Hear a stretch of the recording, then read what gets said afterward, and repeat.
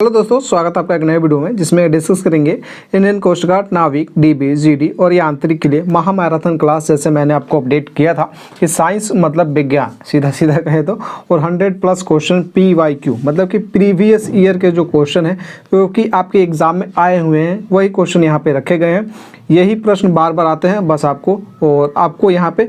चलिए तो ज़्यादा इसमें कुछ करेंगे नहीं और बाकी चलते हैं, क्लास स्टार्ट करते हैं। और वीडियो को आपको लाइक कर देना है, शेयर कर देना है और चैनल फर्स्ट टाइम विजिट किया तो चैनल को सब्सक्राइब कर लीजिएगा। ओके, एंड करना क्या है, परमजीत क्लासेस ऐप ज़रूर डाउनलोड कर लीजिएगा प्ले स्टोर से, राइट। जिसका लिंक डिस्क्रिप्शन में भी है और प्ले स्टोर से भी आप डाउनलोड कर सकते हैं। टेलीग्राम से जरूर जुड़िएगा, जो भी अपडेटेड इन्फॉर्मेशन रहेगा आपको मिलते रहेगा। चलिए तो स्टार्ट करते हैं। चिल्का फैक्ट्री परमजीत क्लासेस और साइंस का यहाँ पे टॉप 100+ प्रीवियस ईयर क्वेश्चन। एक चीज़ मैं पहले बता दूँ, स्टार्ट करने से पहले क्लास को मैं एक चीज़ आपसे, एक बार सभी लोग थम्सअप कर देंगे और दूसरा बात जय हिंद लिख देंगे।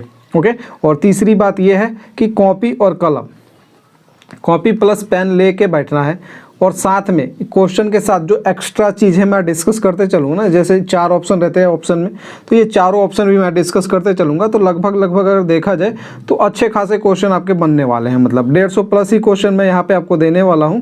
150+ ही क्वेश्चन, उससे ज़्यादा ही हो जाएंगे, कम नहीं होगा। तो आपको कॉपी और पेन लेके बैठना है, राइट। ये आपको ध्यान में रखना होगा और साथ में आप शॉर्ट नोट बनाते चलिएगा। ओके, चलिए बाकी अगर शॉर्ट में इससे नहीं बनाना चाहते तो बाद में आप वीडियो डाउनलोड का ऑप्शन आएगा, वीडियो डाउनलोड करके एक एक क्वेश्चन को बढ़िया से लिख लीजिएगा एंड अपना शॉर्ट नोट इस तरीके से बना लीजिएगा। ओके, चलिए बाकी स्टार्ट करते हैं जय मां सरस्वती का नाम लेके। और जैसे कि हमारा फर्स्ट क्वेश्चन ही दे रखा है। ओके, चलिए, और क्वेश्चन जो भी होंगे सारे प्रीवियस ईयर क्वेश्चन होंगे। तो चलिए स्टार्ट करते हैं, अब ज़्यादा समय नहीं लेंगे। तो फर्स्ट क्वेश्चन हमारा, सिरका में कौन सा अम्ल पाया जाता है वो आपको बताना है और मोस्ट इंपॉर्टेंट क्वेश्चन है, सारे आपके एग्जाम में आए हुए हैं। ओके, तो फर्स्ट क्वेश्चन है आपके एसिटिक अम्ल, दूसरा है आपका सेट्रिक अम्ल, तीसरा है लैक्टिक अम्ल, डी है मैथोनोइक अम्ल। चलिए अब देखते हैं सबसे पहले राइट आंसर कौन देता है कि सिरका में कौन सा अम्ल पाया जाता है। चलिए मैं बता दूं फटाफट जो आपका राइट आंसर होने वाला है, सिरका में जो आपका आया जाएगा अम्ल वो पाया जाएगा आपका एसिटिक अम्ल। और लास्ट में अपना स्कोर जरूर बताइएगा भाई साहब। ओके, चलिए तो सिरका में कौन सा अम्ल पाया जाता है, एसिटिक अम्ल। सिट्रिक अम्ल की बात करें तो सिट्रिक अम्ल आपका जो होता है वो किस चीज़ में पाया जाता है, तो वो भी आपको नोट करते चलना है क्योंकि मैंने बोला है ऑप्शन भी डिस्कस करते चलेंगे। तो जो सिट्रिक अम्ल होता है ये आपका संतरा में आपको यह सिट्रिक अम्ल दिखाई देगा, राइट, संतरा में। तो ये आपको नोट करते चलना है भाई साहब। सिट्रिक अम्ल संतरा हो गया, नींबू, मतलब जो भी खट्टे चीज़ है ना उसमें आपको ये दिखाई देते हैं, मतलब कि पाए जाते हैं, राइट। संतरा हो गया, नींबू, ये खट्टे चीज़ है। लैक्टिक अम्ल की बात करें तो लैक्टिक अम्ल आपको पता होगा, ये दही दूध होते हैं ना उसमें आपको लैक्टिक अम्ल दिखाई देता है, राइट। तो ये आपको लिख लेना है। बाकी मैथोनोइक अम्ल की बात करें तो मैथोनोइक अम्ल आपका जो चिट्टी का डंक होता है, बिच्छू का डंक होता है, ये चिट्टी का डंक या फिर बिच्छू कह लीजिए, उसके डंक में आपको ना ये आपको मिलता है क्या चीज़, मैथोनोइक अम्ल। चलिए एक दो और अम्ल की बात कर लूँ, जैसे कि आपका इमली में कौन सा अम्ल पाया जाता है, ये तो आपने नोट कर लिया होगा। चलिए थोड़ा सा मैं इमली में यहाँ पे डिस्कस कर लेता हूँ। इमली में आपका कौन सा अम्ल पाया जाता है, तो टार्टरिक अम्ल पाया जाता है, टार्टरिक अम्ल। तो ये नोट कर लीजिएगा भाई, टार्टरिक अम्ल आपका इमली में पाया जाता है। उसके बाद बात करें हम टार्टरिक अम्ल के बाद अगर बात करें यहाँ पे आपका टमाटर में तो टमाटर में आपका जो पाया जाता है ना ऑक्सैलिक अम्ल पाया जाता है, राइट, ऑक्सैलिक लिख लीजिएगा, ऑक्सैलिक।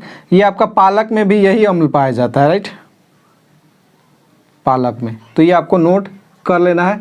बाकी आगे चलते हैं और डिस्कस करते हैं सेकंड नंबर क्वेश्चन पे। ओके, और क्वेश्चन जरूर बताइएगा, ये आपके एग्जाम में आया था। जो भी बच्चे एक बार 2 एग्जाम दिए होंगे तो उनको जरूर पता होगा कि एग्जाम में आपके आया है कि नहीं। तो चलिए दूसरा नंबर क्वेश्चन जो हमारा है, घुलनशील नमक मिलाने पर जल का पृष्ठ तनाव घट जाता है, बढ़ जाता है, या फिर दोनों होगा ऑप्शन, या फिर बढ़ या घट सकता है, या फिर परिवर्तन नहीं होगा।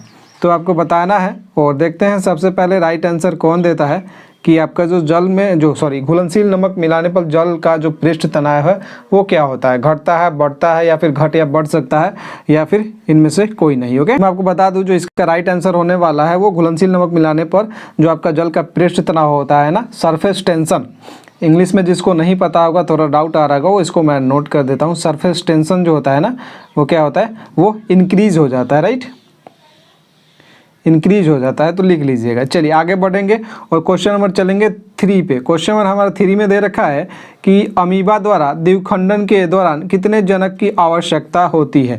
तो अमीबा द्वारा द्विखंडन के दौरान कितने जनक की आवश्यकता होती है।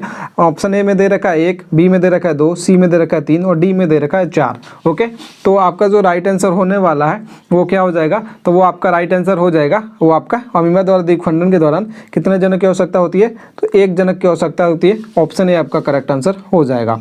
चलिए, अभी मैंने ये क्वेश्चन डिस्कस किया था अभी, और फिर से वो क्वेश्चन आ चुका है कि पालक में सबसे ज़्यादा पाया जाता है।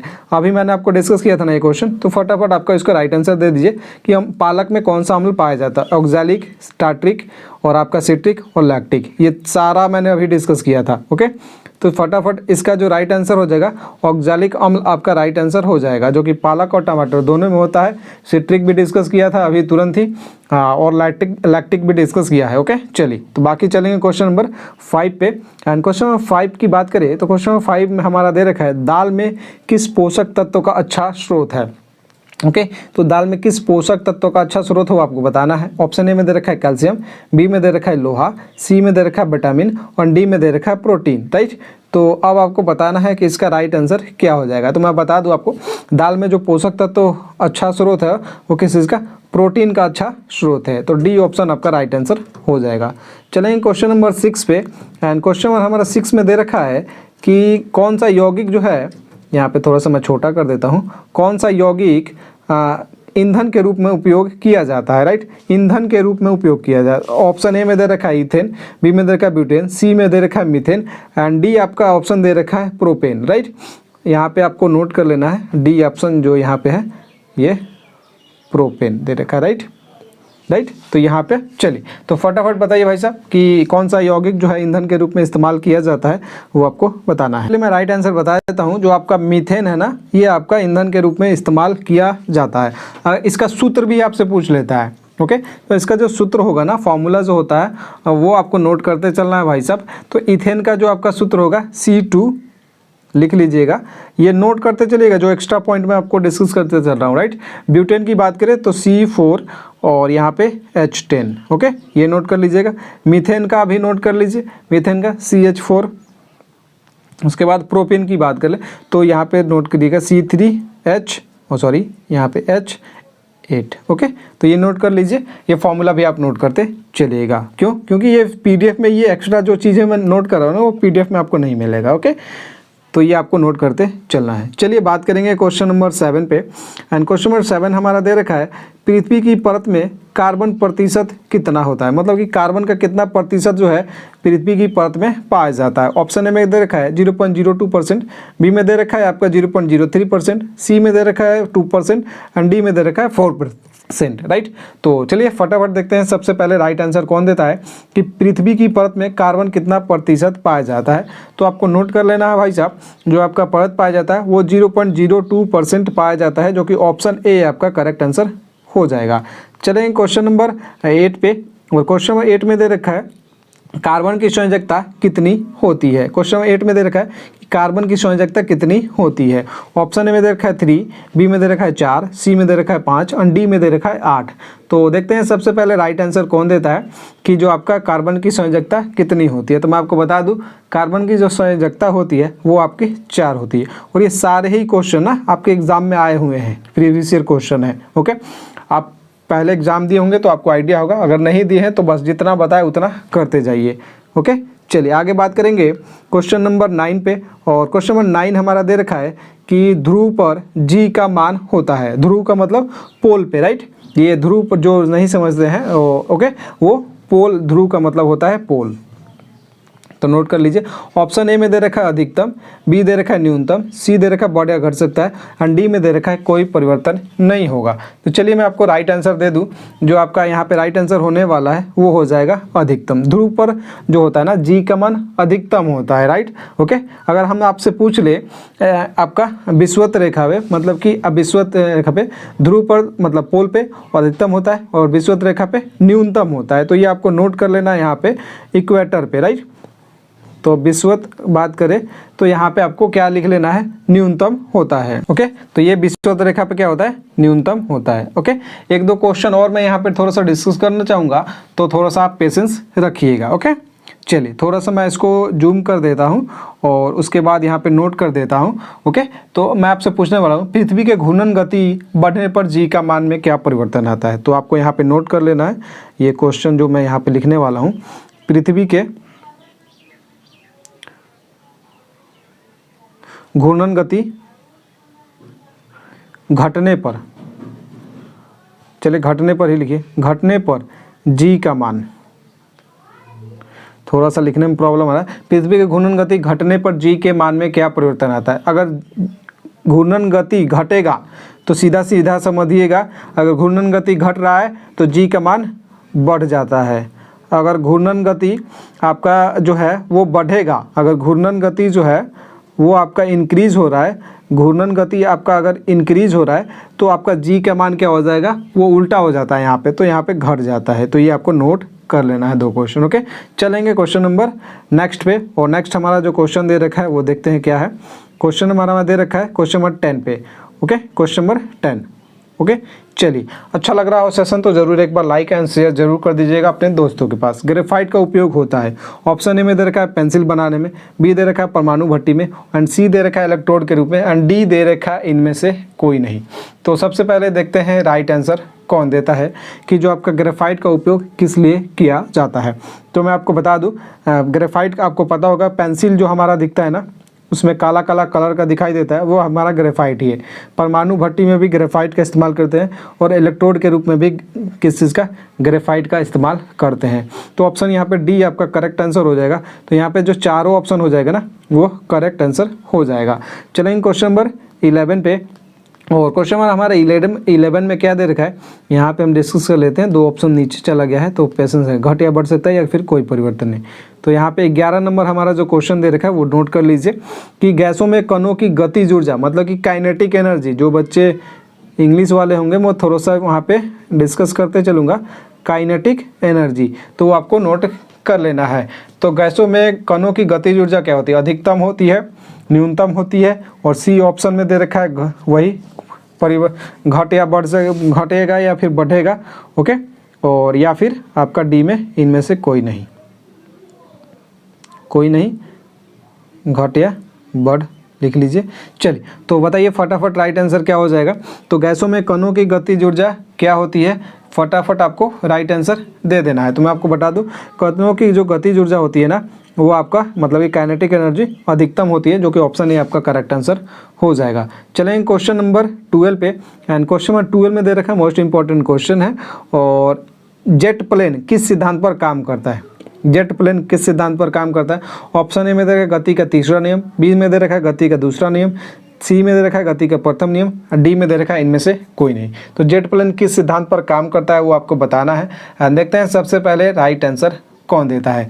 तो मैं आपको बता दूं, जो जेट प्लेन होता है वो किस नियम पे काम करता है, तो गति के तीसरे नियम पे काम करता है, जो कि ऑप्शन ए आपका करेक्ट आंसर हो जाएगा।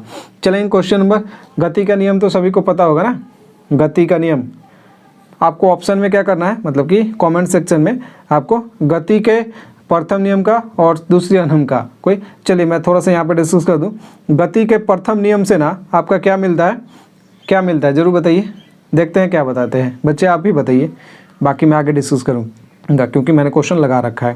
क्वेश्चन नंबर 13 पे चलेंगे, और क्वेश्चन नंबर 13 में हमारा दे रखा है, थोड़ा सा मैं इसको और छोटा कर लूँ। क्वेश्चन नंबर 13 में दे रखा है पेरिस्कोप बनाने में प्रकाश के किस गुण का उपयोग किया जाता है, राइट, किस गुण का उपयोग हम लोग करते हैं। ऑप्शन ए में दे रखा अपवर्तन, बी में दे रखा परावर्तन, सी में दे रखा प्रकीर्णन, एंड डी में दे रखा इनमें से कोई नहीं। तो पेरिस्कोप बनाने में किस गुण का उपयोग किया जाता है तो आपको बताना है। तो मैं आपको बता दूं परावर्तन, जो कि ऑप्शन बी आपका करेक्ट आंसर हो जाएगा। ओके, चलिए बात करेंगे क्वेश्चन नंबर 14 पे, मोस्ट इंपॉर्टेंट क्वेश्चन है ये भी 14 नंबर, तो आपको नोट करते चलना है।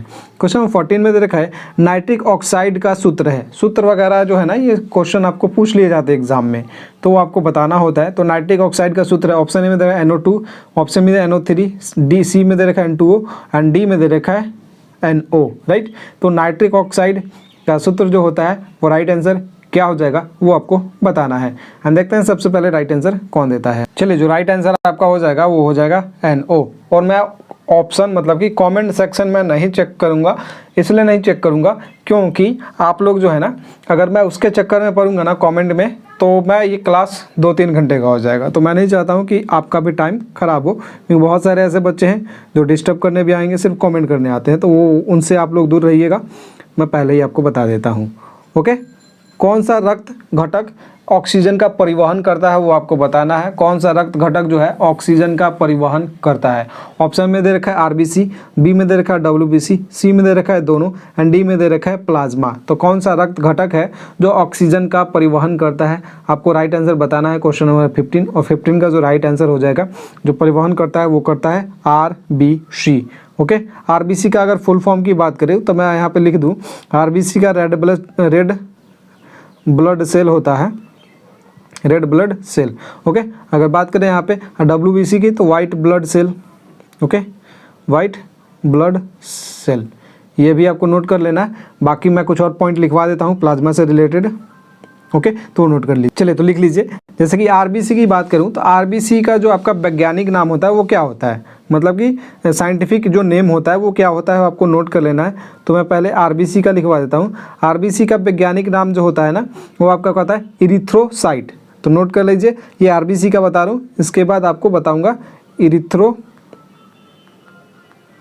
इरिथ्रोसाइट। अगर WBC की वैज्ञानिक नाम की बात करूं तो WBC का वैज्ञानिक नाम जो होता है वो क्या होता है, आप लिख लीजिए, वो होता है ल्यूकोसाइट। राइट,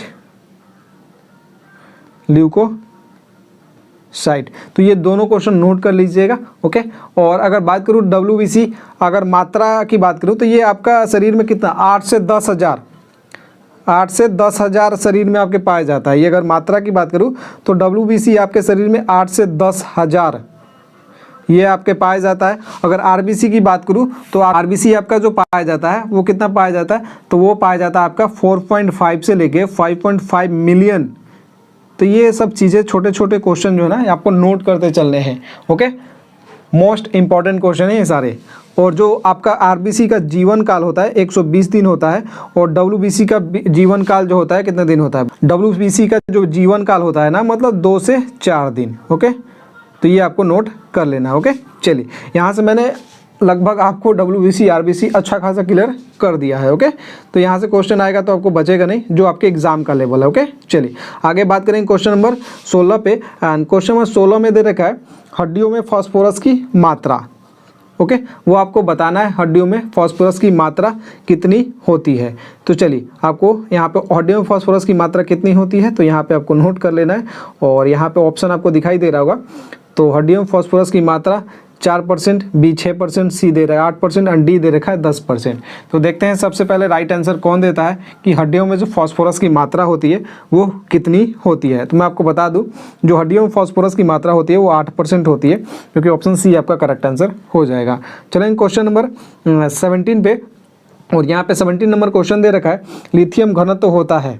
लिथियम का जो घनत्व होता है कितना होता है वो आपको बताना है। कितना का मतलब कम होता है, ज़्यादा होता है, सबसे ज़्यादा होता है, सबसे कम होता है, वो आपको बताना है।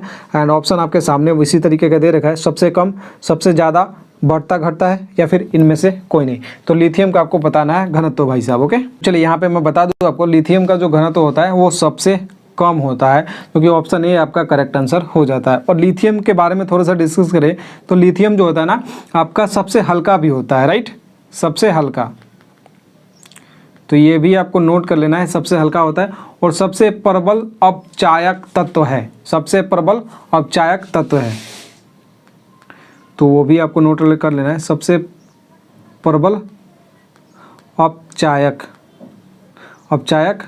तत्व है, तो ये भी आपको नोट कर लेना है। ओके, चलिए आगे बढ़ेंगे। और अगर सबसे प्रबल अपचायक लिथियम है तो सबसे प्रबल उपचायक कौन है, तो सबसे प्रबल उपचायक मैं यहाँ पे थोड़ा सा नोट कर देता हूँ, फिर से लिख देता हूँ, सबसे प्रबल यहाँ पे उपचायक। अपचायक तो मैंने बताया ना, तो उपचायक की बात करें ना, तो उपचायक की बात करें तो उपचायक आपका हो जाएगा क्या चीज़, फ्लोरीन।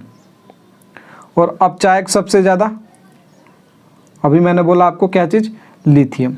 ओके, तो ये आपको नोट कर लेना है। ओके, चलिए आगे बात करेंगे। क्वेश्चन नंबर आपका किस पे चलेंगे, क्वेश्चन नंबर चलेंगे 18 पे। और थोड़ा सा डिटेल में डिस्कस करते चल रहे हैं इसलिए क्योंकि जो आपका इससे क्वेश्चन आए ना एक्स्ट्रा इधर से उधर, तो आपको एग्ज़ाम से बाहर ना आ जाए, मतलब एग्ज़ाम इससे बाहर ना जाए। सबसे अधिक आयनन क्षमता होती है, ऑप्शन ए में दे रखा है आपका अल्फा किरण का, ऑप्शन बी दे रखा है एक्स किरण, सी में दे रखा है गामा किरण एंड डी में दे रखा है इन तीनों का। तो सबसे अधिक आयनन क्षमता किसकी होती है वो आपको बताना है, राइट। तो देखते हैं सबसे पहले राइट आंसर कौन देता है, सबसे अधिक आयनन क्षमता किसकी होती है। चलिए मैं आपको बता दूं, जो सबसे अधिक आयनन क्षमता होती है ना वो किस चीज़ का होता है, तो होता है अल्फा किरण का, जो कि ऑप्शन ए आपका करेक्ट आंसर हो जाएगा। ओके, ए आपका करेक्ट आंसर होगा। अगर आपसे पूछ ले यहाँ पे कि सबसे अधिक वेधन क्षमता किसकी होती है, तो आपको वहाँ पे वेधन क्षमता किसकी होती है सबसे अधिक, तो यहाँ पे गामा किरण टिक करना होगा। ओके, वेधन क्षमता अगर आपसे पूछ ले सबसे अधिक तो आपको गामा किरण टिक करना होगा। अल्फा किरण आपसे किससे सबसे अधिक आयनन क्षमता होती है।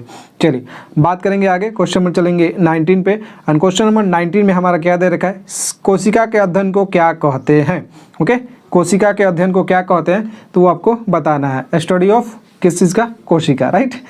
चलिए बताइए। चलिए भाई साहब, कोशिका के अध्ययन को क्या कहते हैं। ऑप्शन ए में दे रखा है साइटोलॉजी, बी में दे रखा है ऑस्टियोलॉजी, सी में दे रखा है मेटोलॉजी एंड डी में दे रखा है माइक्रोबायोलॉजी। देखते हैं सबसे पहले राइट आंसर कौन देता है। ओके, चलिए जो राइट आंसर आपका हो जाएगा वो हो जाएगा साइटोलॉजी। तो कोशिका का जो अध्ययन होता है उसको क्या कहते हैं, साइटोलॉजी। ऑस्टियोलॉजी की बात करें तो यहाँ पे जो ऑप्शन दे रखा है ना वो भी हम डिस्कस करते चलेंगे। तो ऑस्टियोलॉजी है की बात करें तो ये स्टडी ऑफ बोन्स होता है, राइट, मतलब हड्डियों का अध्ययन। तो नोट कर लीजिए, स्टडी ऑफ बोन्स मतलब हड्डियों का अध्ययन, हिंदी वाले नोट कर लीजिएगा। हेमाटोलॉजी की बात करें तो जो आपका ब्लड का अध्ययन किया जाता है ना, स्टडी ऑफ ब्लड, उसका बारे में यहाँ पे दे रखा है। ओके, तो यहाँ पे नोट कर लीजिए, हेमाटोलॉजी क्या होता है, स्टडी ऑफ ब्लड्स। ओके, तो ये आपको नोट कर लेना है। ओके, चलेंगे। अगर ब्लड के पीएच मान की बात करें तो कोई बताएगा क्या, ब्लड का पीएच मान मैं यहाँ पे नोट कर देता हूँ, आप नोट कर लीजिएगा, राइट। ब्लड का पीएच मान वो आपका होता है 7.4 और 7.4 है मतलब कि क्षारीय होता है, तो ये आपको नोट कर लेना है। ओके, चलिए आगे बात करेंगे। क्वेश्चन नंबर चलेंगे किस पे, क्वेश्चन हम चलने वाले हैं आपका नेक्स्ट पे, और नेक्स्ट हमारा है 20 नंबर क्वेश्चन। सबसे भारी धातु है, सबसे भारी धातु कौन सा है वो आपको बताना है। ऑप्शन आपका दिखाई रहा है, सबसे भारी धातु कौन कौन सा है तो फटाफट आपको बताना है। ऑप्शन दे रखा है ओस्मियम, बी में दे रखा है क्रोमियम, सी गैलियम और डी दे रखा है लिथियम। तो सबसे भारी धातु कौन सा है भाई साहब, तो सबसे भारी धातु इसमें है कौन सा, तो ऑस्मियम है, जो कि ऑप्शन ए आपका करेक्ट आंसर हो जाएगा। तो फटाफट आपको नोट कर लेना है कि ऑस्मियम क्या है, सबसे भारी आपका धातु है, राइट, सबसे भारी मेटल है। चलेंगे क्वेश्चन नंबर 21 पे। एंड क्वेश्चन नंबर सबसे मतलब 21 नंबर क्वेश्चन चलेंगे। और 21 नंबर क्वेश्चन आपका, सबसे चमकीली हड्डी कौन सी है, वो आपको बताना है कि सबसे चमकीली हड्डी कौन सी है। ऑप्शन ए में दे रखा है फैबुला, बी में दे रखा है टीबिया, सी में दे रखा है फीमर एंड डी में दे रखा है अल्ना। चलिए, बहुत सारे बच्चे कंफ्यूज होंगे ये कहाँ हड्डी होती है भाई साहब, जो पढ़े नहीं होंगे वो, जो पढ़े होंगे वो तो पता होगा उनको। ओके, तो सबसे चमकीली हड्डी कौन सी होती है, तो ये आपकी टीबिया होती है, जो कि ऑप्शन बी आपका करेक्ट आंसर हो जाएगा, राइट। कोई बताएगा क्या ये टीबिया कहाँ पाई जाती है, कहाँ होती है, मतलब शरीर में ही होती है हड्डी, ये कहाँ पे होती है। ओके, तो ये भाई साहब पैर की हड्डियाँ हैं, राइट। टीबिया जो है ना, घुटने के नीचे जो होता है ना वो टीबिया वही होता है, घुटने के नीचे जो वाला हड्डी होता है ना वो वही होता है। तो ये आपको नोट कर लेना है, घुटने के नीचे वाला, और ये पैरों का हड्डी है, तो ये आपको नोट करना है।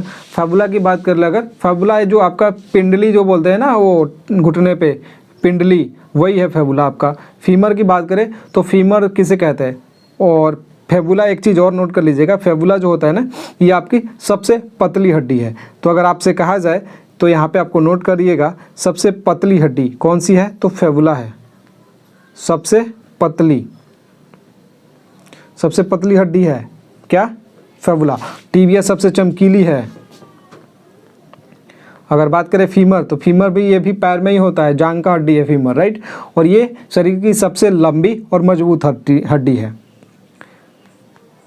शरीर की सबसे लंबी हड्डी, लंबी व मजबूत हड्डी है। तो आपको नोट कर लेना है भाई साहब, फटाफट नोट कर लीजिएगा। चलेंगे क्वेश्चन नंबर, और इसी तरह के क्वेश्चन मैं डिस्कस करते रहूँगा आपको, बस आप लोग लाइक शेयर करते रहिए। ओके, चलेंगे अनुवांशिकी के पिता कौन है, और यहाँ से इस सेशन से ना आपको हर शिफ्ट में आपके एग्जाम में देखने को मिलेंगे। जिस जिसका शिफ्ट बनेगा ना, हर शिफ्ट में, ये नहीं कि एक शिफ्ट में आ गया एक शिफ्ट में नहीं आया, हर शिफ्ट में इस पीडीएफ से, इस सेशन से आपको मिलने वाला। अनुवांशिकी के पिता कौन है? ऑप्शन ए में दे रखा है अरस्तु, बी में दे रखा है लुईस पास्चर, सी में दे रखा है ग्रेगर जॉन मेंडल और डी में दे रखा है चार्ल्स डार्विन। आप लोग इसका आंसर बताइए, तब तक मैं कुछ आपको डिस्कस कर लेता हूँ। ओके, फटाफट। और जो भी बच्चे अभी तक पीडीएफ ये नहीं लिए हैं ना, साइंस महा पीडीएफ, राइट, तो ये ज़रूर ले लीजिएगा। 99 रुपीज़ का है, बट इसमें complete science for coast guard special है, एग्जाम ओरिएंटेड क्वेश्चन है, अपडेटेड और प्रीवियस ईयर क्वेश्चन इंक्लूडेड है उसमें। ओके, और ये लगभग अगर क्वेश्चन की बात करें तो 1000 क्वेश्चन यहाँ पे आपको दिया जाएगा, और इसी 1000 क्वेश्चन में से आपके एग्जाम में फिट हो जाएंगे। तो जिसको ये पीडीएफ लेना हो वो अपना जा सकता है, परमजीत क्लासेस ऐप डाउनलोड कीजिए। परमजीत क्लासेस ऐप कहाँ से, वो आप प्ले स्टोर से डाउनलोड कर सकते हैं, परमजीत क्लासेस ऐप, एंड वहाँ से आप डाउनलोड करिए और साइंस का महा पीडीएफ ज़रूर बाई कर लीजिएगा। अगर आप मतलब पूरा चाहते हैं 10 में से 10 आपके क्वेश्चन लड़े तो ये वाला ज़रूर आप डाउनलोड करके बाई कर लीजिएगा। ओके, अभी ऑफर चल रहा है, 99 में मिल रहा है, बाकी उसके बाद तो फिर प्राइस बढ़ जाएगा, तो फिर आप सोचते रह जाइएगा। ओके, चलिए बाकी बात करेंगे। अनुवांशिकी के पिता, जो आपने ऑप्शन आंसर दे दिया है, मैं अभी आपको बता दूँ। ऑप्शन ए में अरस्तु, Louis Pasteur, Gregor John Mendel, और तो यही आपके राइट आंसर हो जाएंगे, Gregor John Mendel. Option C आपका करेक्ट आंसर हो जाएगा। अगर बात करूँ अरस्तु की, तो अरस्तु जो है ना आपके, ये फादर ऑफ बायोलॉजी है, बायोलॉजी के पिता हैं, और इसे इंग्लिश में इन्हें अरिस्टोटल भी कहते हैं, तो कंफ्यूज ना होगा। अरिस्टोटल और अरस्तु एक ही नाम है भाई साहब, तो ये कंफ्यूज नहीं होता। फादर ऑफ जूलॉजी और फादर ऑफ बायोलॉजी दोनों ही कौन है, वो आपके अरस्तु हैं। ओके, तो फादर ऑफ जूलॉजी, यहाँ पे फादर ऑफ लिख लीजिएगा, और बायोलॉजी, ये दोनों के पिता कौन है, अरस्तु है। अरस्तु को इंग्लिश में अरिस्टोटल भी बोलते हैं, तो ये भी आप नोट कर लीजिएगा। बहुत सारे बच्चे होंगे जो कंफ्यूज रहते हैं कि अरिस्टोटल अलग है अरस्तु अलग है, मतलब कंफ्यूज ना होइएगा। ओके, चले अगर बात करें, एक इनकी किताब भी है, तो चले किताब का मैं हिस्टोरिया एनेमेलिया है किताब का नाम इनके, तो आप नोट करना चाहें तो नोट कर लीजिएगा। इम्पॉर्टेंट बुक है, इसलिए मैं आपको डिस्कस कर रहा हूँ, हिस्टोरिया एनेमेलिया। ओके, चलिए ये नोट कर लीजिएगा, इनकी बुक का नाम है। चलिए अगर लुईस पास्चर की बात करें ना, तो लुईस पास्चर ने क्या किया भाई साहब, कोई बताएगा क्या? लुईस पास्चर भी वैज्ञानिक हैं बायोलॉजी के। ओके, तो ये father of modern biology, right, किसके? मॉडर्न बायोलॉजी के पिता हैं। ये थे बायोलॉजी के, ये है मॉडर्न बायोलॉजी के, तो ये आपको नोट कर लीजिएगा। मॉडर्न बायोलॉजी के पिता ग्रेगर जॉन मेंडल, मैंने बताए थे अनुवांशिकी के पिता हैं। और अनुवांशिकी का इन्होंने जो खोज किया था ना, वो मटर के पौधों पर किया था, राइट, मटर के पौधों पर। ये भी आपसे पूछ लेता है किस पौधों पे उन्होंने प्रयोग किया था, तो मटर के पौधों पर। चार्ल्स डार्विन की बात करें तो चार्ल्स डार्विन जो है ना, ये modern, father of modern biology, sorry ये मॉडर्न नहीं होंगे। लुईस पास्चर जो है ना, माइक्रोबायोलॉजी के पिता हैं, तो मैं आपको बता दूँ ये जो हैं आपके माइक्रोबायोलॉजी के पिता हैं। ओके, ये आपके लुईस पास्चर माइक्रोबायोलॉजी के पिता हैं। ओके, तो ये ध्यान रखिएगा। और ये है मॉडर्न बायोलॉजी के, और ये अनुवांशिकी के मटर के पौधों पे, और ये इन्होंने ये दो हैं father of biology, father of zoology. Okay, note कर लीजिएगा, कंफ्यूज मत होइएगा। चलेंगे क्वेश्चन नंबर 23 पे। क्वेश्चन नंबर 23, और जो बता रहा हूँ ना साइड में वो नोट करते चलेगा। पेट में अम्लता के कारण होता है। ऑप्शन में दे रखा है पेट में दर्द, सिर में दर्द, सी में पूरे शरीर में दर्द, एंड डी में दे रखा है इनमें से कोई नहीं। थोड़ा सा दिमाग लगा के इस क्वेश्चन को आप टिक कीजिएगा, और इसका राइट आंसर हो जाएगा पेट में दर्द। पेट में अम्लता के कारण क्या होता है, पेट में दर्द होता है। चलेंगे क्वेश्चन नंबर 24 पे। और क्वेश्चन नंबर 24 में हमारा दे रखा है कि गैसों का दाब जो होता है वो मापा जाता है, किस में मापा जाता है वो आपको बताना है। ऑप्शन में दे अल्टीमीटर, बी में दे रखा है एनीमोमीटर, सी में दे रखा है मैनोमीटर, एंड डी में दे रखा है कैरोटोमीटर। देखते हैं सबसे पहले राइट आंसर कौन देता है 24 का। तो मैं आपको बता दूं, जो गैसों का दाब मापा जाता है किस में मापा जाता है भाई साहब, वो मापा जाता है मैनोमीटर से। तो ये आपको नोट कर लेना, बाकी ऑप्शन भी मैं डिस्कस कर लेता हूँ फटाफट। चलिए अल्टीमीटर की बात करें तो अल्टीमीटर से आपका ऊंचाई मापा जाता है, तो ये आपको नोट कर लीजिएगा ऊंचाई। एनीमोमीटर की बात करें तो एनीमोमीटर आपका वायु की गति को मापा जाता है, वायु की गति को। मैनोमीटर गैसों का दाब हो गया। कैरोटोमीटर की बात करें तो ये आपका हो जाएगा सोने की शुद्धता, जो आपका गोल्ड होता है ना, उसकी शुद्धता मापने के लिए इसका इस्तेमाल किया जाता है। अगर हम बात करें यहाँ पे एक होता है आपका किस चीज़ का, पॉलीग्राफ, आपको पता ही होगा, पिक्चर वगैरह देखते हैं तो पता होगा, झूठ का पता लगाने के लिए इस्तेमाल किया जाता है। और एक नोट कर लीजिएगा यहाँ पे फायदोमीटर, मोस्ट इंपॉर्टेंट है, नोट करिएगा। ओके, थोड़ा सा मैं यहाँ पे डिस्कस करते चलो। फायदोमीटर, तो फायदोमीटर समुद्र की गहराई मापी जाती है, तो ये आपको नोट कर लीजिएगा, समुद्र की गहराई। ओके, समुद्र की गहराई फायदोमीटर से मापी जाती है। अल्टीमीटर ऊंचाई हो गया। अगर बात करें प्रकाश की तीव्रता की, तो वो भी नोट कर लीजिएगा। प्रकाश की तीव्रता जो मापी जाती है वो आपके लक्स मीटर में, लक्स मीटर में प्रकाश की तीव्रता। तो फटाफट नोट कर लीजिएगा भाई साहब, जो भी मैं एक्स्ट्रा क्वेश्चन आपको बताते चल रहा हूँ। ओके, चलिए बात करेंगे क्वेश्चन नंबर आपका नेक्स्ट पर चलेंगे। और नेक्स्ट हमारा क्वेश्चन दे रखा है कि कौन सा रोग कवक के कारण होता है, वो आपको बताना है। कौन सा रोग कवक के कारण होता है? दाद, खाज जो होते हैं, उसके बाद आपका दमा, दाद, खाज, दमा, और इनमें से सभी, राइट। तो चलिए बताइए कौन सा रोग जो होता है कवक के कारण होता है? दाद, खाज, दमा, और डी में दे रखा है सभी। चलिए देखते हैं सबसे पहले राइट आंसर कौन देता है। तो मैं आपको बता दूं, जो आपका कवक के कारण रोग होता है वो इनमें से सभी होता है क्या भाई साहब? जी हाँ, तो डी आपका करेक्ट आंसर हो जाएगा। दांत भी आपका होता है, खाज भी होता है, दमा भी होता है। एक इसका ट्रिक भी है, मैं छोटा सा आपको देना चाहूँगा ज़रूर यहाँ पे। तो थोड़ा सा मैं इसको जूम कर देता हूँ, उसके बाद यहाँ पे डिस्कस कर लेता हूँ। तो आपको ट्रिक लिख लेना है, जो कवक के कारण जो रोग होते हैं ना, फंगल डिजीज़, कवक से जो रोग होते हैं ना, फंगल डिजीज़, आपको नोट कर लेना है यहाँ पे ब्रैकेट में। ओके, चलिए फंगल डिजीज़। ओके, चलिए तो कवक के कारण जो रोग होता है ना, आपको नोट कर लेना है गंजा, दमाद।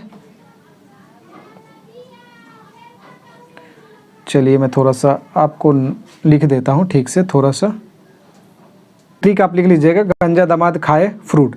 तो गंजा से गंजापन जो आपका होता है ना, ये आपका होता है कवक के कारण। दमा से दमा लिख लीजिएगा, और द से दाद लिख लीजिएगा, और खाए से लिख लीजिएगा खाज, और फ्रूट से लिख लीजिएगा एथलीट फूड। ये जो रोग होते हैं ना, ये आपके कवक के कारण होते हैं, राइट। तो ये आपको नोट कर लेना है। चलिए बात करेंगे question number next number question है हमारा 26 नंबर। केंद्रक की खोज किसने की, वो आपको बताना है। देखते हैं सबसे पहले राइट आंसर कौन देता है। केंद्रक की खोज किसने की? ऑप्शन एक में दे रखा है रॉबर्ट ब्राउन, डी में दे रखा है कार्ल लोहमैन, सी में दे रखा है कार्ल लिनियस, और डी में देखा है Charles Darwin. Okay, Charles Darwin मैंने आपको बताया था। चलिए तो तीन ऑप्शन में आपको बताइए, तो तीन ऑप्शन में आपका जो राइट आंसर कौन हो जाएगा नहीं बताइए। चलिए फटाफट, तो मैं आपको बता दूं, जो इसका राइट आंसर हो जाएगा वो आपका हो जाएगा कौन चीज़ रॉबर्ट ब्राउन। ओके, तो ये आपको नोट कर लेना है। और इन्होंने जो खोज किया था ना 1831 ईस्वी में किया था, तो ये नोट कर लीजिएगा।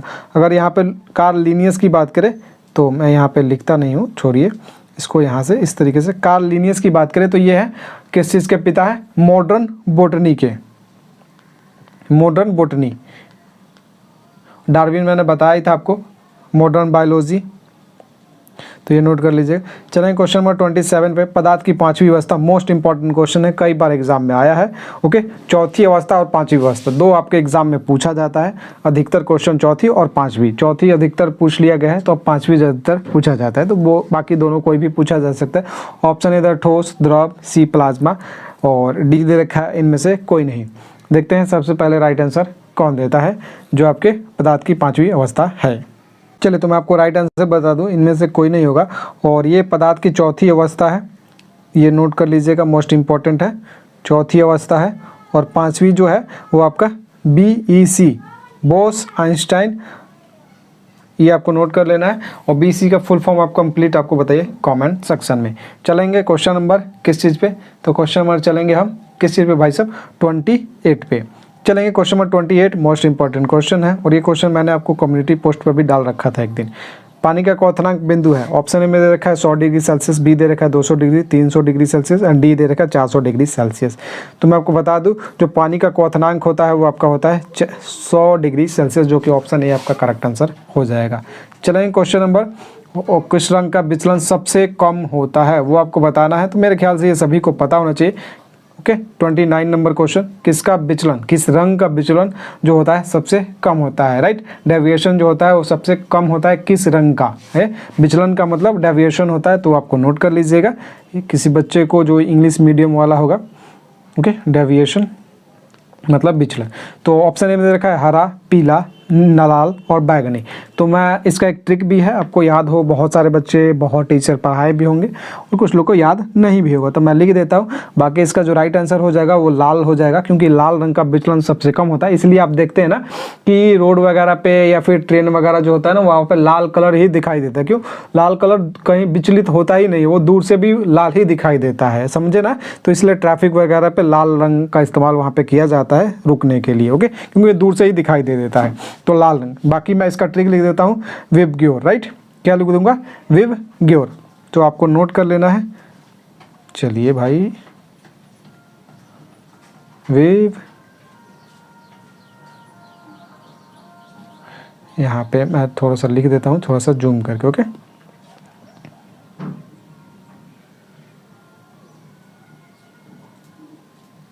ओके, तो ये लाल रंग का विचलन सबसे कम होता है, ओके। और यहाँ पे सबसे अधिक विचलन किसका होता है? इसका होता है सबसे अधिक डेविएशन बैगनी का, और सबसे कम विचलन लाल रंग का। तो ये आपको नोट कर लेना है। चलेंगे क्वेश्चन नंबर बाकी और ले चलते हैं क्वेश्चन नंबर 30 पे। और क्वेश्चन नंबर 30 नंबर हमारा दे रखा है अवतल लेंस की शक्ति होती है, ओके। वो आपको बताना है कि अवतल लेंस की शक्ति कैसी होती है, मतलब कि पॉजिटिव, नेगेटिव, उदासीन, जैसी आपको बताना। अवतल लेंस की शक्ति होती है, आपको पावर बताना अवतल लेंस का। ऑप्शन में दे रखा है कॉनकेव बोल रहा हूँ, धनात्मक, बी दे रखा है ऋणात्मक, सी दे रखा है दोनों, डी दे रखा है इनमें से कोई नहीं। तो मैं आपको बता दूँ अवतल लेंस की शक्ति जो होती है ना वो ऋणात्मक होती है। अगर यहीं से उत्तल लेंस की बात करता है ना, तो उत्तल लेंस की आपको धनात्मक होती है। तो ये अभी आपको नोट कर लीजिएगा। चलेंगे क्वेश्चन नंबर 31 पे। निकाय का गति का जड़त्व निर्भर करता है। निकाय का गति का जड़त्व किस पे निर्भर करता है वो आपको बताना है। और क्वेश्चन नंबर है आपका 31। हम देखते हैं सबसे पहले राइट आंसर कौन देता है। तो निकाय का गति का जो जड़त्व होता है, ऑप्शन ए आयतन, वेग, बल एंड द्रव्यमान। तो द्रव्यमान पे ही आपका निर्भर करता है, जो कि ऑप्शन डी आपका करेक्ट आंसर हो जाएगा। चलेंगे क्वेश्चन नंबर। बाकी सेशन अच्छा लग रहा हो लाइक एंड शेयर एक बार जरूर कर दीजिएगा, क्योंकि बहुत मेहनत लगा है इसको टाइप करने में। चलिए क्वेश्चन नंबर 32 है। और सामान्य मानव शरीर का तापमान कितना होता है? वो कितना होता है? ऑप्शन ए में दे रखा है 37 डिग्री सेल्सियस, बी दे रखा है 37.5, सी 47 डिग्री एंड डी दे रखा है 97 डिग्री सेल्सियस। तो चलिए मैं आपको बता दूं, जो सामान्य मनुष्य जो होता है, सामान्य मानव जो होता है, उनके शरीर का जो तापमान होता है वो आपका सेल्सियस में बात करें तो आपका 37 डिग्री सेल्सियस होता है। चलेंगे क्वेश्चन नंबर, ओके। हमारे सौर मंडल में कौन सा ग्रह सबसे, मतलब कि ग्रह पृथ्वी से छोटा है, वो आपको बताना है। ऑप्शन में दे रखा है शुक्र, बी में दे रखा है शनि, सी में दे रखा है बुध और डी में दे रखा है मंगल। तो देखते हैं सबसे पहले राइट आंसर कौन देता है कि हमारे सौर मंडल में जो हमारा सोलर सिस्टम है वहाँ पे जो पृथ्वी सबसे, मतलब पृथ्वी से छोटा ग्रह कौन सा है वो आपको बताना है। देखते हैं सबसे पहले राइट आंसर कौन देता है।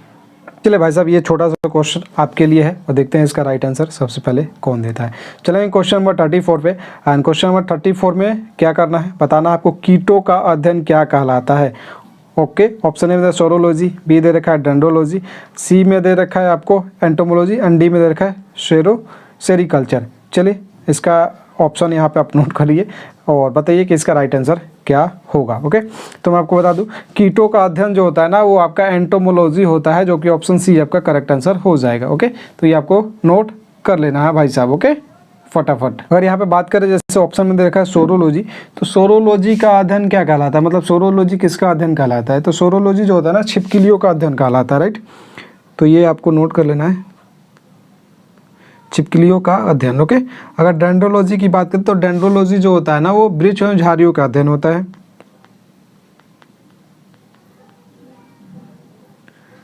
वृक्ष एवं झाड़ियों का अध्ययन, तो ये आपको नोट करते चलना है।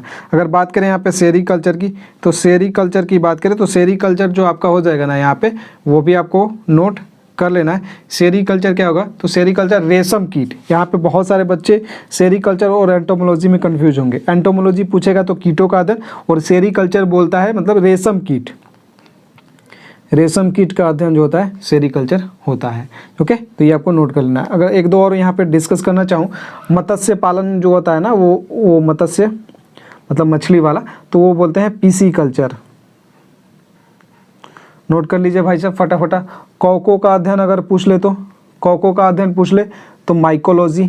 माइको और फाइको में बहुत लोग कंफ्यूज रहते हैं। माइकोलॉजी आपको नोट करना है कवक।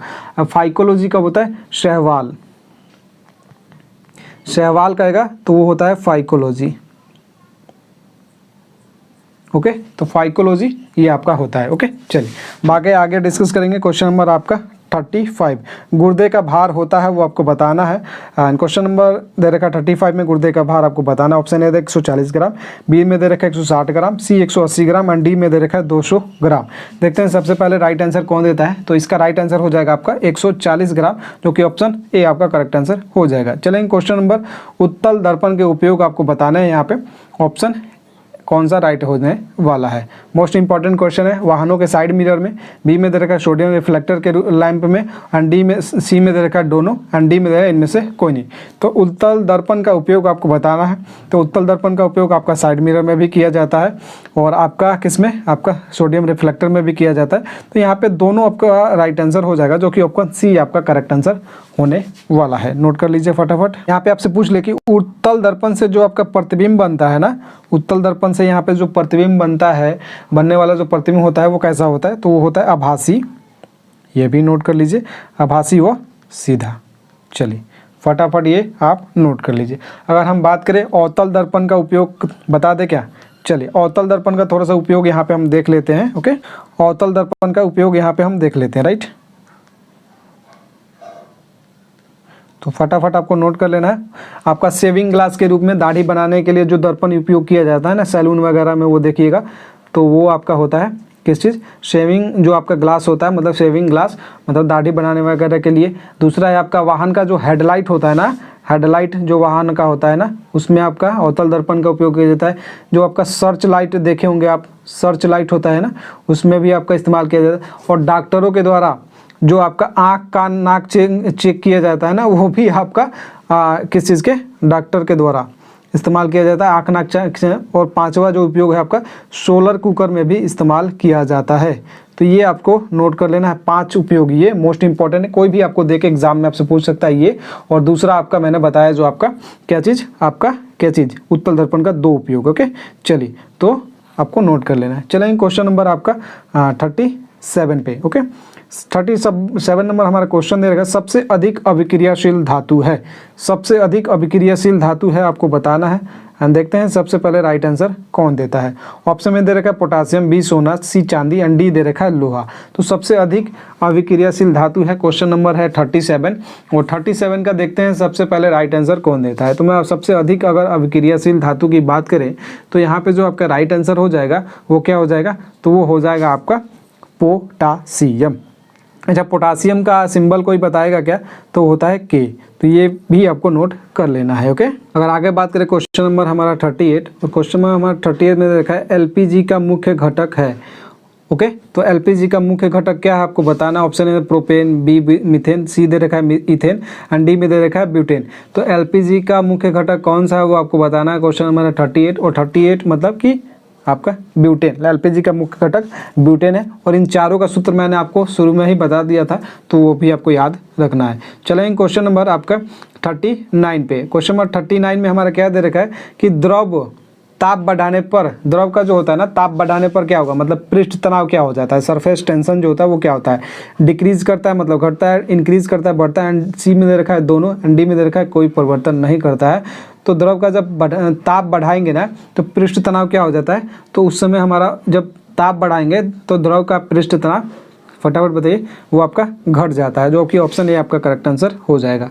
चलेंगे क्वेश्चन नंबर, और यहाँ पे देखिएगा, यहाँ पे मैंने बताया द्रव का ताप बढ़ाने पर, और यहाँ पे द्रव की श्यानता पूछ रहा है, और यहाँ पे द्रव का ताप बढ़ाने पर पूछ रहा है। तो कंफ्यूज बिल्कुल भी मत होइएगा ऐसे क्वेश्चन में, इसलिए दोनों मैंने साथ में लिख दिया है। तो ताप बढ़ाने पर द्रव की श्यानता, ऑप्शन ए है घट जाती है, बी है बढ़ जाती है, सी दे रखा शून्य हो जाती है, एंड डी बढ़ या घट सकती है। तो मैं आपको बता दूं क्वेश्चन नंबर 40 और 40 नंबर क्वेश्चन का राइट आंसर क्या हो जाएगा? तो होने वाला है आपका क्या चीज़, जल्दी बताइए। ताप बढ़ाने पर द्रव की श्यानता। सबसे पहले राइट आंसर कौन देता है? तो तो इसका आंसर भी आपको कमेंट सेक्शन में देना है, राइट। कहाँ देना है? कमेंट सेक्शन में। पहले मैं बता दूं, यहाँ पे बहुत सारे बच्चे फिर कंफ्यूज हो जाएंगे, तो यहाँ पे आपको घट जाती है, आपको नोट कर लेना है, राइट। द्रव की श्यानता जो है घट जाती है। अगर यही आपसे पूछ लेता, गैस की श्यानता पूछ लेता ना, सेम क्वेश्चन, ताप बढ़ाने पर गैस की श्यानता पूछता, तो गैस की अगर पूछता ना तो वो बढ़ जाती, तो वो भी आप नोट कर लीजिएगा भाई साहब, ओके। चलिए, एक क्वेश्चन मैंने डिस्कस किया था, यहाँ पे सबसे अधिक अभिक्रियाशील धातु पोटासियम है और सबसे कम पूछेगा ना तो सबसे कम आपका सोना हो जाएगा। कम अभिक्रियाशील धातु सोना और सबसे अधिक पोटासियम, ओके। चलिए, मैंने याद आया तो मैंने सोचा डिस्कस कर लूँ। क्वेश्चन नंबर चलेंगे, हाइड्रोजन बंध किसके में पाया जाता है, किसके में पाया जाता है, ओके। थोड़ा सा मैं कंफ्यूज हो गया। क्वेश्चन 41, हाइड्रोजन बंध किसके में पाया जाता है? ऑप्शन ए है fluorine, B oxygen, C nitrogen and D दे रखा है इनमें से कोई नहीं। तो देखते हैं सबसे पहले राइट आंसर। आपका यहाँ पे जो ऑप्शन है ना ये गलत दे रखा है, ये तीनों में आपका हाइड्रोजन बंधन पाया जाता है, तो आप नोट कर लीजिएगा, ओके। चलेंगे क्वेश्चन नंबर 42 पे, सबसे अधिक इलेक्ट्रॉन बंधुता होती है किस में होती है वो आपको बताना है, राइट। सबसे अधिक इलेक्ट्रॉन बंधुता किस में होती है, तो मैं आपको बता दूं सबसे अधिक जो इलेक्ट्रॉन बंधुता किस में, option A chlorine, B fluorine, C oxygen and D दे रखा है इनमें से कोई नहीं। तो सबसे अधिक इलेक्ट्रॉन बंधुता जो होती है वो होती है आपका क्लोरीन में, जो कि ऑप्शन ए आपका राइट आंसर हो जाएगा। और ये किस वर्ग का तत्व है? तो 7A का तत्व है। वर्ग जो आपका है ना वो 7A का है ये तत्व, ओके। चलेंगे क्वेश्चन नंबर 43 पे, परमाणु सिद्धांत किसने दिया था? तो आपको नोट कर लेना है यहाँ पे, James Chadwick, J Thomson, John Dalton, इनमें से कोई नहीं। तो चलिए, सभी को ये मेरे ख्याल से पता होना चाहिए परमाणु सिद्धांत किसने दिया था, तो डाल्टन ने दिया था, राइट। तो ये आपको नोट कर लेना है कि परमाणु सिद्धांत किसने दिया था, जॉन डाल्टन ने। आपसे पूछ ले कि जेम्स चैडविक ने किया था, मतलब ऐसे नहीं पूछेगा, आपसे पूछेगा कि न्यूट्रॉन की खोज, तो जेम्स चैडविक ने किया था न्यूट्रॉन की खोज, ओके। न्यूट्रॉन की खोज किया था जेम्स चैडविक ने।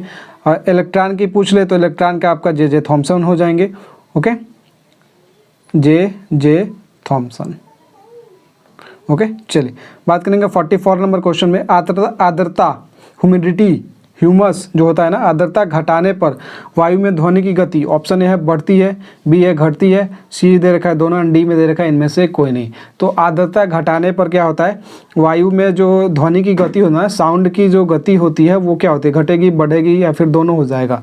तो मैं आपको बता दूँ, जो आपका इसका राइट आंसर हो जाएगा वो हो जाएगा, वो ध्वनि की गति जो होता है आर्द्रता घटने पर घटती है, ओके। चलिए, अगर दूध का पीएच पूछ लिया जाए आपसे तो क्या बताइएगा? तो चलिए बताइए, 45 नंबर क्वेश्चन है, दूध का पीएच मान, ऑप्शन ए दे रखा है 6, 6.4, 6, सी में दे रखा है 6.5 एंड 7, डी में दे रखा है 7.4। तो दूध का पीएच मान कितना होता है वो आपको बताना है। तो मैं आपको बता दूं, दूध का जो पीएच मान होता है 6.4, जो कि ऑप्शन बी आपका करेक्ट आंसर हो जाएगा। और मैं पीएच मान यहाँ पे डिस्कस करना चाहूँ तो यहाँ पे आपको नोट कर लीजिए फटाफट। यहाँ पे जो आपका होने वाला है, जैसे कि 7.4 किसका होता है, 7.4 होता है आपका ब्लड का, मैंने आपको बताया भी था। 6 किसका होता है, 6 पीएच मान ये आपका मूत्र का, जो पेशाब होता है ना उसका पीएच मान। 6.5 किसका होता है, ये आपका लार का जो होता है ना वो आपका होता है, सलाइवा का आपका 6.5 होता है, ओके। बाकी और मैं यहाँ पे डिस्कस कर लूँ थोड़ा सा फटाफट जल्दी में। शराब का आपसे पूछ ले, शराब का पीएच मान, तो शराब का पीएच मान 2.8 होगा। सिरका का पीएच मान पूछ ले तो सिरका का आपका 2.4 होगा। नींबू का आपसे पूछ ले तो नींबू का आपका जो होने वाला है 2.2 होगा। सारा मैंने डिस्कस कर लिया। एक आपसे पूछ लेता है समुद्री जल का, समुद्री जल आपसे पूछ ले तो समुद्री जल अगर आपसे पूछ ले तो समुद्री जल का पीएच मान होता है 8.4 और ये आपको नोट कर लेना है, ओके। तो चलिए चलेंगे क्वेश्चन नंबर 46 पे। और वस्तु से बड़ी आभासी छवि प्राप्त की जा सकती है, वो किस में प्राप्त की जाएगी वो आपको बताना है। ए दे रखा है उत्तल दर्पण, बी उत्तल दर्पण, सी समतल और डी दे रखा है गोलीय दर्पण। तो वस्तु से बड़ी आभासी छवि प्राप्त की जाती है, किस में प्राप्त की जाती है वो आपको बताना है। तो वस्तु से बड़ी अगर आभासी छवि प्राप्त करना है तो उसको आपको इस्तेमाल करना होगा अवतल दर्पण का, जो कि ऑप्शन ए आपका करेक्ट आंसर हो जाएगा।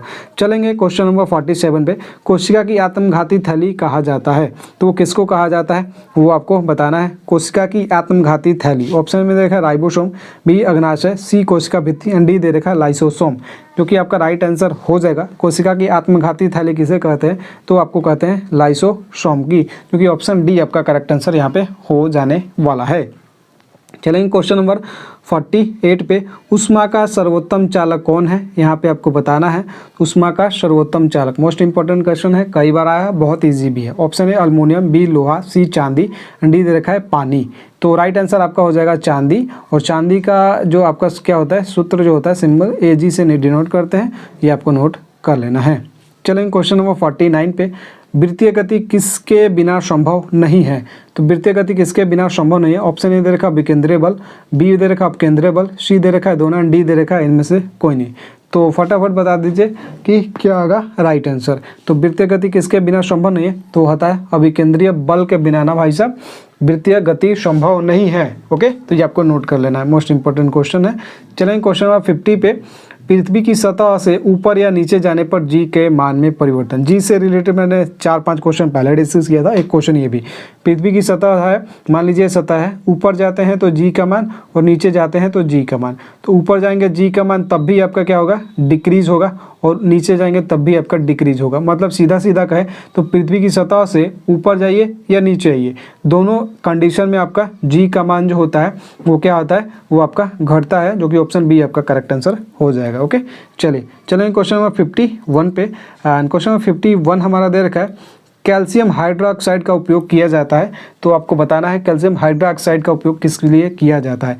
तो घरों में चूना पोतने में, बी में दे रखा है गारा एवं प्लास्टर बनाने में, सी दे रखा है ब्लीचिंग पाउडर में, डी दे रखा है इनमें से कोई नहीं। देखते हैं सबसे पहले राइट आंसर कौन देता है कि कैल्शियम हाइड्रोक्साइड का उपयोग किस लिए किया जाता है। तो चलिए बता दूं मैं, कैल्शियम ऑक्साइड जो होता है ना हाइड्रोक्साइड, इसका सभी चीज़ों में इस्तेमाल किया जाता है, तो ये आपको नोट कर लेना है। ओके, और जो अम्ल का जो जलन वगैरह होता है ना, तो उसमें मरहम पट्टी करने में भी इस्तेमाल इसका किया जाता है। ओके, चलिए इसका हो गया। अब इसका एक सूत्र भी होता है, वो नोट कर लीजिए, कैल्शियम हाइड्रोक्साइड का Ca, इस तरीके से Ca, और यहाँ पे ब्रैकेट में OH और यहाँ पे 2, तो ये नोट कर लीजिएगा, इंपॉर्टेंट है। बाकी आगे चलते हैं, कास्टिक सोडा का रासायनिक सूत्र क्या होता है वो आपको बताना है। ऑप्शन ए में दे रखा है CaOH2, ओके, और ऑप्शन बी में दे रखा है आपका Na, क्या दे रखा है भाई साहब, मैं देख लूँ, NaOH, सी में देखा MgOH2 एंड डी में देखा NaHCO3। तो चलिए पहला तो ऑप्शन होगा नहीं, ओके, क्योंकि मैंने अभी बताया था उसका, वो कैल्शियम हाइड्रोक्साइड का है। तो इन तीनों में आपको बताइए कौन सा राइट आंसर हो जाएगा। तो मैं आपको बता दूं, जो आपका राइट आंसर हो जाने वाला है यहाँ पे, जो आपका कौन सा होगा, NaOH, जो कि ऑप्शन बी आपका करेक्ट आंसर हो जाएगा, कास्टिक सोडा का रासायनिक सूत्र, राइट। तो आपको नोट कर लेना है, कास्टिक सोडा का रासायनिक सूत्र क्या हो जाएगा, तो ये हो जाएगा। और इसका अन्य नाम एक पूछ ले कास्टिक सोडा का, तो ये सोडियम हाइड्रोक्साइड भी कहते हैं, राइट। तो ये भी आपको नोट कर लेना है, किसी नाम से भी आपसे पूछा जा सकता है। ओके, इसी तरीके ये इंपॉर्टेंट क्वेश्चन, जो 1000 इंपॉर्टेंट क्वेश्चन जो कि मैंने बताया ना प्रीवियस ईयर, वो आपके एग्जाम कहाँ मिलेंगे, PDF, महा PDF लीजिएगा तो मिलेगा, अदरवाइज ये कीजिए, बहुत आपको हेल्प यहाँ पे मिलने वाला है। कोशिका सिद्धांत का प्रतिपादन किसने किया था वो आपको बताना है, मोस्ट इंपॉर्टेंट है, वो बहुत ईजी भी है। Schleiden Schwann and D, none of these. तो स्लाइडेन एंड स्वान हो जाएगा, ऑप्शन सी आपका करेक्ट आंसर हो जाएगा, तो नोट कर लीजिए। ओके, चलेंगे क्वेश्चन नंबर 54 पे, कौन सी गैस फूलों का रंग उड़ा देती है वो आपको बताना है। ऑप्शन में दे रखा है क्लोरीन गैस, बी फ्लोरीन, सी दोनों एंड डी दे रखा है नाइट्रोजन। तो कौन सी गैस है फूलों का रंग उड़ा देती है, तो आपको बताना है भाई साहब। तो कौन सी गैस है ऐसी जो फूलों का ही रंग उड़ा देती है, तो आपको नोट कर लेना है, वो है आपका क्लोरीन गैस। ओके, जो कि ऑप्शन ए आपका करेक्ट आंसर हो जाएगा।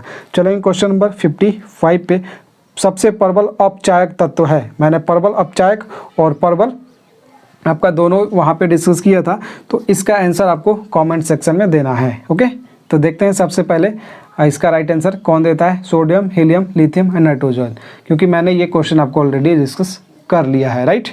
किया है कि नहीं बताइए, तो फिर भी मैं डिस्कस कर लेता हूँ। इसका जो राइट आंसर हो जाएगा लिथियम हो जाएगा। ओके, चलेंगे क्वेश्चन नंबर 56 पे, पंच संयोजी अपद्रव्य है। तो कौन सा पंच संयोजी अपद्रव्य है, तो उसे क्या कहते हैं, दाता कहते हैं, मतलब डोनर, ग्राही कहते हैं, एक्सेप्टर जो होता है, सी दोनों एंड डी दे रखा है इनमें से कोई नहीं, मतलब कि नॉन ऑफ दीज।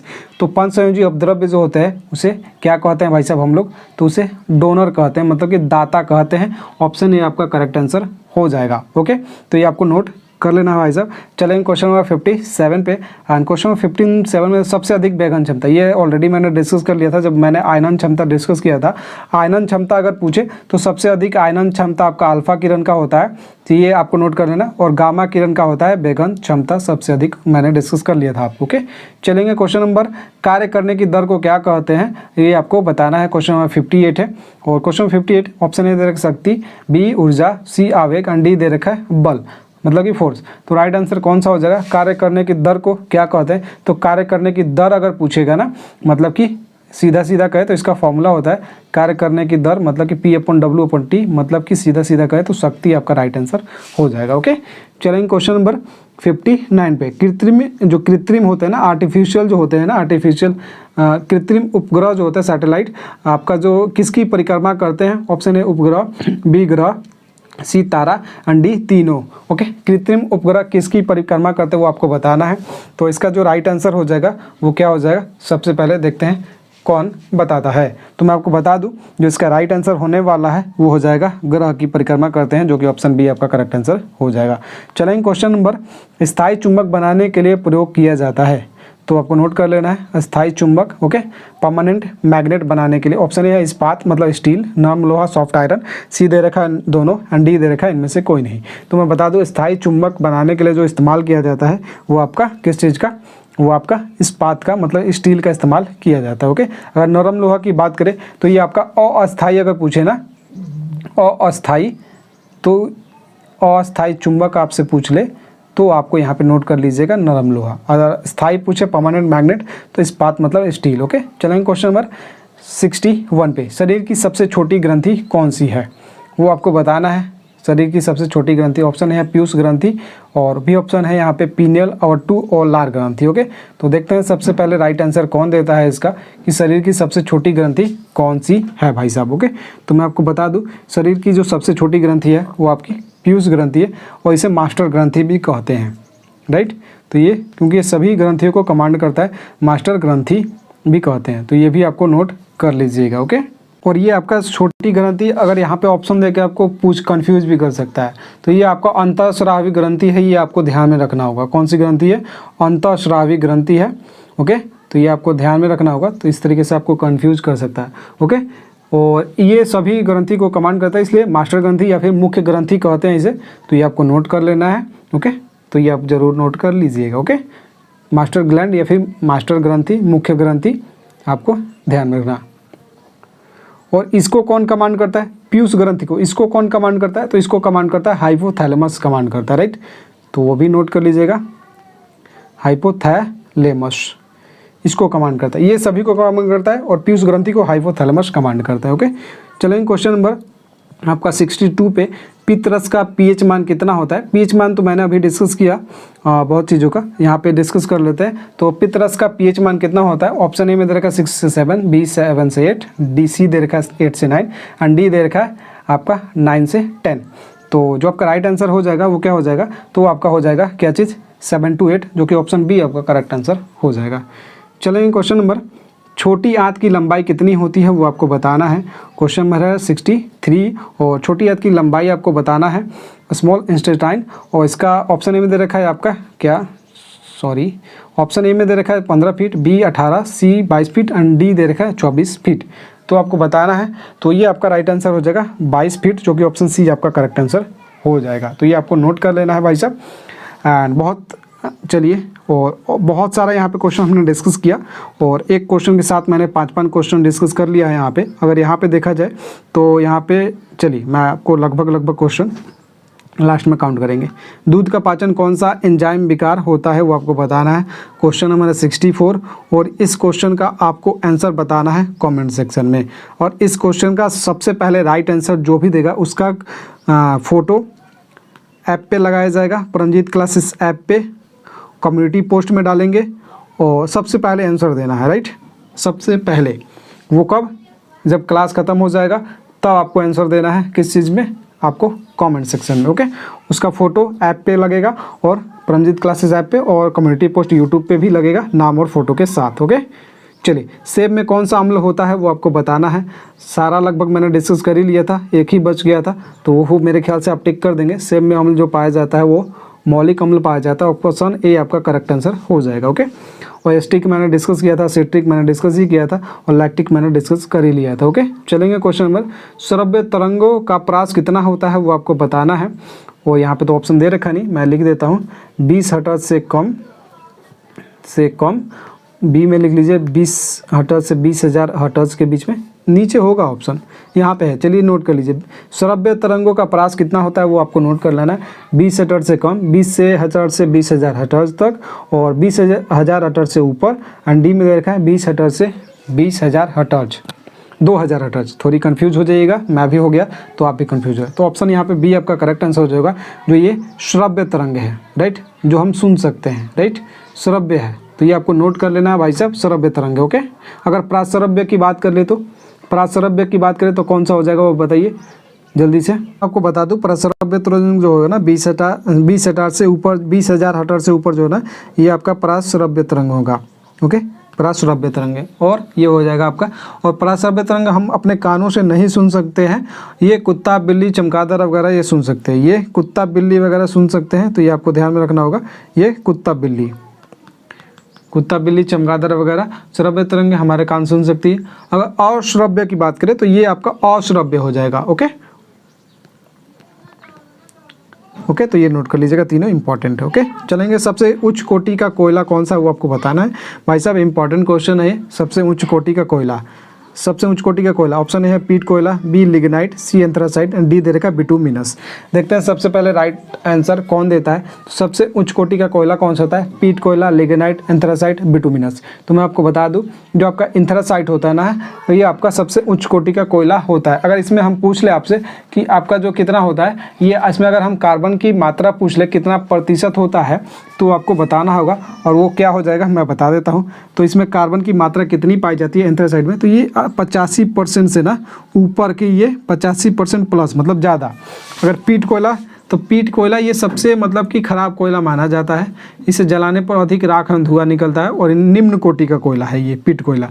इसमें आपका 50 से 60% कोयला मतलब कार्बन की मात्रा होती है, 50 से 60%। लिग्नाइट कोयला की बात करें तो इसमें 65 से 70%, 65 से 70, और एंथ्रासाइट जो होता है ना मोस्ट इंपॉर्टेंट है, 85% प्लस होता है, और बिटुमिनस 70 से आपका 85%। और जो हम लोग यूज़ करते हैं ना, वो कौन सा यूज़ कर सकते हैं, यूज करते हैं मतलब हम लोग इस्तेमाल करते हैं बिटुमिनस का, जिसमें 70 से 80% होता है आपका कोयला, वो हम लोग यूज करते हैं। 70 से 85, 70 से ये 85 होता है, जिसका इस्तेमाल हम लोग यूज करते हैं घरेलू उपयोग में। चलिए बात करेंगे, सिगरेट लाइटर में उपयोग होता है, किस चीज़ का प्रयोग होता है वो आपको बताना है। सिगरेट लाइटर में उपयोग होता है, ऑप्शन ए दे रखा है एलपीजी का, ब्यूटेन, सी पेट्रोल, डी मीथेन। तो पता है भाई साहब, एलपीजी का तो गैस सिलेंडर में इस्तेमाल करते हैं, और सिगरेट लाइटर में बहुत लोग इस पर भी टिक करेंगे, बट ये आपका गलत आंसर होगा। ब्यूटेन आपका करेक्ट आंसर हो जाएगा, जो कि मैंने ये मतलब बता दिया, और इसका फॉर्मूला में मैंने ब्यूटेन का बताया है। देखते हैं कौन बताता है कमेंट सेक्शन में, राइट। चलिए बात करेंगे, क्वेश्चन नंबर 69 पे आ चुके हैं हम लोग। चूहा विष के रूप में प्रयोग होता है, और ये आपको बताना है चूहा विष के रूप में प्रयोग होता है। ऑप्शन ए में जिंक क्लोराइड, बी में दे रखा है सिल्वर नाइट्रेट, सी में दे रखा है जिंक, एंड डी में दे रखा है जिंक फॉस्फाइड। एंड देखते हैं सबसे पहले राइट आंसर कौन देता है कि चूहा विष के रूप में किस चीज़ का इस्तेमाल हम लोग करते हैं। तो मैं आपको बता दूं, चूहा विष के रूप में किसका इस्तेमाल किया जाता है, तो वो होता है आपका क्या, जल्दी बताइए भाई साहब जल्दी से। तो वो आपका राइट आंसर हो जाएगा जिंक क्लोराइड, जो कि ऑप्शन ए आपका करेक्ट आंसर हो जाएगा। Okay, zinc chloride. चलिए बात करेंगे क्वेश्चन नंबर 70, और क्वेश्चन नंबर 70 है, रतौंधी किस विटामिन की कमी से होता है वो आपको बताना है। ओके, रतौंधी किस विटामिन की कमी से होता है। ऑप्शन ए है विटामिन ए, ऑप्शन बी है विटामिन बी, और vitamin C and vitamin D. तो रतौंधी आपका जो होता है वो विटामिन ए की कमी से होता है, और विटामिन बी की कमी से बेरी, तो ये आपको नोट कर लेना है, और विटामिन सी की कमी से स्कर्वी, और विटामिन डी की कमी से आपका जो होता है विटामिन सी स्कर्वी, और विटामिन डी रिकेट्स। तो ये नोट कर लेना है। और रक्त का थक्का किस विटामिन की कमी के कारण नहीं जमता है, कमी के कारण नहीं जमता है रक्त का थक्का, वो आपको बताना है कमेंट सेक्शन में। और ये आपका कंप्लीट हो गया भाई साहब। और 70 क्वेश्चन, और 70 क्वेश्चन ये थे। बहुत सारे बच्चे सोचेंगे कि मैंने बोला था 100 प्लस क्वेश्चन, तो अब आपको काउंट करो तो 70 गुने हर क्वेश्चन में मैंने 4-4 3-3 लगभग डिस्कस किया ही है, तो 3 भी अगर काउंट करना है तो 70 के 21 210 प्लस क्वेश्चन यहाँ पर डिस्कस कर लिया है। तो किसी तरह भी डिस्कस किया है ना, तो 200 प्लस क्वेश्चन यहाँ पर डिस्कस किया है ये मैंने। ओके, और जो भी बच्चे PDF वगैरह बाई करना चाहते हैं, मतलब ये PDF आपको कहाँ मिलेगा, तो ये PDF भाई साहब आपको मिल जाएगा कहाँ पे, परमजीत क्लासेस ऐप पे।